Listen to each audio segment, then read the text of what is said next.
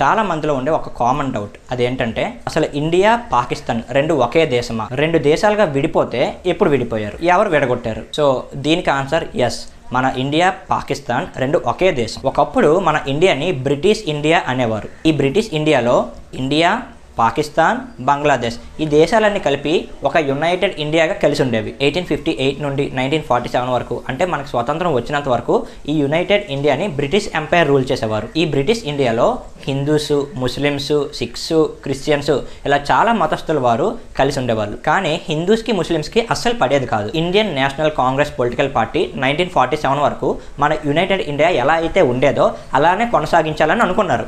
కానీ ముస్లిం లీగ్ అనే political party leader అయిన మొహమ్మద్ అలీ జిన్నా మన ముస్లిమ్స్ ఈ ఇండియాతో కలిసి ఉంటే హిందువుల డామినేషన్ ఎక్కువైపోతుందని చెప్పి యునైటెడ్ ఇండియా నుండి ముస్లిం పీపుల్ని సపరేట్ చేయించాలని చెప్పి డిమాండ్ చేసి సపరేట్ చేయించారు. ముస్లిమ్స్కి ఒక సపరేట్ దేశం కావాలని చెప్పి 1930లోనే ప్రపోజ్ చేశారు. కానీ మన ఇండియా పాకిస్తాన్ ఒక సపరేట్ దేశాలుగా విడిపోయిన రోజు మాత్రం మన స్వతంత్రం రోజు, అంటే 15th ఆగస్ట్ 1947. అక్కడ నుండి మన దేశం ఒక సెక్యులర్ దేశంగా, అంటే ఏ మతం వాళ్ళైనా ఎక్కువ కాదు తక్కువ కాదు, అందరూ సమానమే, అండ్ ముస్లిమ్స్ దేశంగా పాకిస్తాన్గా విడిపోయాయి. పంజాబ్లో ఉన్న వెస్ట్ పంజాబ్ పాకిస్తాన్లోకి, ఈస్ట్ పంజాబ్ ఇండియాలోకి, అలాగే వెస్ట్ బెంగాల్ ఏమో ఇండియాలోకి, ఈస్ట్ బెంగాల్ ఏమో పాకిస్తాన్లోకి. ఇలా సెపరేషన్ జరిగేటప్పుడు సుమారుగా 1,50,00,000 మంది ఈ బార్డర్స్ని క్రాస్ చేశారు. ఇంచుమించు 10 లక్షల మందిని ఈ క్రాస్ చేసేటప్పుడు చంపేశారు. 1971లో Pakistan east Pakistan and west పాకిస్తాన్గా విడిపోయాయి. ఆ ఈస్ట్ పాకిస్తాన్నే మనం ఇప్పుడు బంగ్లాదేశ్గా పిలుస్తున్నాం.